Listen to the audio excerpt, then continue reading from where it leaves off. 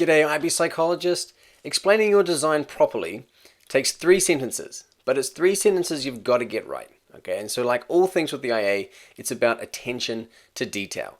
When we talk about design types, here are the choices. Independent samples, repeated measures, matched pairs. Your design is not an experiment. That's a mistake I see about 1 in every 10 students are making, where they say, they identify the wrong design, right? One of those 3 choices, and actually it's really just independent samples or repeated measures. I don't think you can go wrong with the what, how, why approach for the exploration in the IB Psych IA. Okay, what'd you do? How'd you do it? Why'd you do it? Just stick to that general format. It makes things a lot easier. 3 reasons why you might do something, and when we're conducting experiments in psychology, we're constantly balancing between validity, practicality, ethicality. For the design, really we're focusing on validity. You want to explain your choice based on internal validity. Right? So let's look at how you can do that. First of all, you have to state what design you chose. So the design types, remember, any experiment has different groups or different conditions.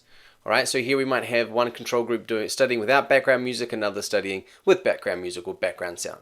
The design is how you group those participants into those conditions. So if you've already done your experiment, think about what were your 2 groups, what were your 2 conditions. If you're planning this and you haven't yet done it, then you really need to make sure you identify, okay, what are our 2 groups going to be? Okay, it's a rare, but sometimes students make the mistake of actually not having an understanding of what their independent variable is. Now, that's rare, but that is massive if you don't know what your independent variable is, so what your 2 conditions are. Make sure you've got that right. Independent samples means you've got participants experience 1 condition only. You split them in half. You got 20 participants, for example, 10 and 10, divide them in half. Repeated measures, you take all 20 or you take all your participants and they experience both conditions of the experiment. Yeah, I know. Don't laugh at my Photoshop. It's not great, but you get the idea, right? Same girl, same groups, but just she's reading this book. I'm not good at Photoshop. That's not even Photoshop, that's just the Apple one. The built-in image thingy. Anyway, all participants experience both conditions. So if you've got 20 participants, all 20 do A, and then all 20 do condition B. Already you can probably imagine independent samples is far more common than repeated measures. It's not to say one's better than the other, it's just the type of experiments we do in psychology lend themselves better to independent samples. But if you want to do repeated measures, that's great. You just have to have a good reason for it. Now, matched pairs is when you take your participants and you match them on 1 or more criteria. So you match them based on their age, their gender, their nationality, their language. A lot of studies match participants on handedness. Left-handed goes with a left-handed person, for example. Now, I'm going to link in the description a blog post that I wrote explaining the same stuff. So if you prefer to read as opposed to listening to my boring voice explain things, click the link and you can go read it on the blog. Also, here's my rationale for why I discourage matched pairs as the design. Most students want to do matched pairs because they think it's going to make their experiment most valid, but there's a really good reason, there's a couple of good reasons why you want to avoid matched pairs, I think. That's why I encourage independent samples or repeated measures. So you've got the what you've used. Now you have to describe how you applied it. All right, so how do we do that? Well, for independent samples, just make it really clear that your participants were split in 2 conditions. Okay, and so state what those conditions were. Right, we had half our participants do whatever. Right? Let's say if you're doing a study on medication, don't do that. But if you were, you'd say we had half our participants take the medication called Rememberall, and the other half took the placebo. Just make it really clear that that's what you've done. It's only 1 sentence. Now, if you use random allocation, then I recommend explaining that. If you haven't yet done your AA, random allocation is a good thing to do. That means that you randomly divide who goes into which condition. It controls for researcher bias. So that's a good thing to apply. Repeated measures, similar idea, you just have to make it clear that your participants experienced both conditions. So you'd say on one day we had all of our participants take the medication Rememberall, and then on the second day all participants took the placebo. Right? Just make it clear how you've applied it. It doesn't have to be that tricky. It's just a simple 1-sentence explanation like that. Now, if you're using repeated measures, you probably want to use counterbalancing. That means you want to make it half and half which order your participants do the experiment. So half will do condition A then B, and the other half condition B then A, and you can randomly decide who does that. That's another good control to do. For example, so that there is again controlling for the order effects. So if you had It could be if you did my drug example, right? You do the remember on day 1, and then they do the placebo on day 2, where there could still be some of the drugs in their system for day 2, so that's going to affect the results, right? So you can do counterbalancing here. Now, we get to the tricky part, why, right? So the first part is the description, right? What and how, I would say, is describing, and then the why is the explanation. Why do you use this design? Independent samples controls for order effects, meaning, repeated measures.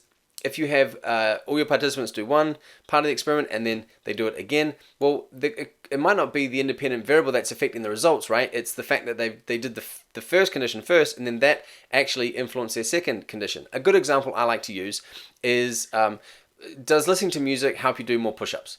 Right? So let's say I get all my participants in and they listen to music and they see how many push-ups they can do, and then I say, right, take off your headphones, take off the music. Now, how many push-ups can you do without music? Wow, they can do so much more without music than in the second condition. But why? Well, they're tired from the first condition. Maybe the music helped them, but I don't know because I did it straight away. That's a really basic example of order effects. So often, if you're doing a memory study for your IA, you've got you might have a reading passage or some sort of memory test, or you've exposed your students, your participants, to some kind of stimulus that might be a test of their memory in some way. That's really common. So you probably don't want to have them be exposed to the same stimulus twice, right? Now, you can counteract that by creating 2 different stimuluses, creating 2 different reading passages, two different word lists, 2 different videos. But now that's an extraneous possible variable in itself, right? What if they're not identical in some way? So it's trickier. Independent samples can control for that.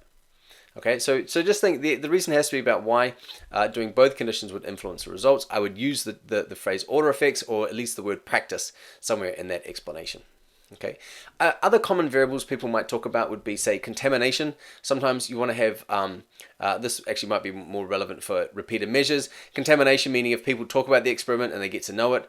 So information contamination in studies, or, okay. Now, another way to explain could be why repeated measures is not suitable. You say, well, we did this method because it wasn't suitable to do this. That's also a good approach. Repeated measures controls for participant variability, right? Now, in order to explain this, so I would use the term participant variability means, right, the differences between your participants.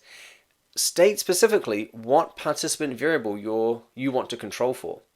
How might the groups be different, or actually one group be similar in one regard and then different to the other, except regardless of the IV of the independent variable, right? What's the specific variable? So, for example, age, right? You wanted to make sure that if you had different groups, independent samples, maybe this group would be older than this group, and that would be an effect. Maybe this group would end up being all boys, and this group would not. That could be an issue. Maybe language, right? So you say repeated measures. What is the specific variable that you want to hold constant? Common studies that use repeated measures would be, say, the Stroop effect, and that's because there's not too much of an issue there with the stimulus or the memory, right? So that doesn't have such an issue. Stroop effect is the first one that comes to mind when I think of repeated measures. I don't know too many other ones off the top of my head that would use repeated measures, but I'm sure there are plenty, right? Again, there's not a one choice is better than the other. It's what works for your particular experiment, and you have to understand that and explain it. Right, so let's have an example. Oh, this is blurry. I'm sorry for this. This comes from the IA exemplar that I wrote for the IA support pack. So you can see, state, describe, explain. What, how, why. In our experiment, we used the repeated measures design. Really clear, first sentence. Then the second sentence is saying how, and this is the example I just used before, right, how that was applied. They took remember on one day, and then they did it on the second day.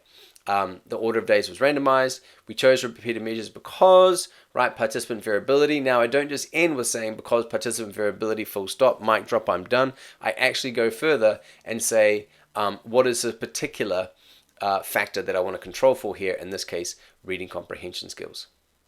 All right, so I hope that example makes sense. I hope that that's clear. Just to recap, real simple, 3 sentences. What did you do? How did you do it? Why did you do it? All right. So now, if you're worried about word count, if you're writing your first draft, you can err on the side of having too many words. I always tell my students, don't worry about being over the word count in the first draft. All right. If you're 2,500 words over, that's just for me, for my students. I know other teachers will differ, but I tell them to aim for the word count, but don't worry too much about it for the first draft. it's better to have more and explain something clearly than to have less, but just go what, how, why, and then you can work on refining it and making it more concise.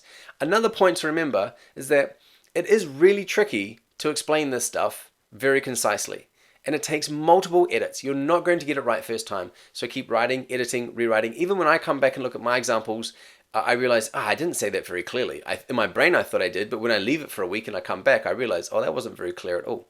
So write and rewrite and pay attention to detail. That's the key to doing well in the IA. All right, so links in the description for this stuff. If you're a teacher, this step-by-step way through the IA, and it makes it really easy, I hope. And anyway, we've got all the blogs, videos, all that stuff. You know how all this works. This might not be your first video. I hope it's not your last. Okay, hope that helps. Bye.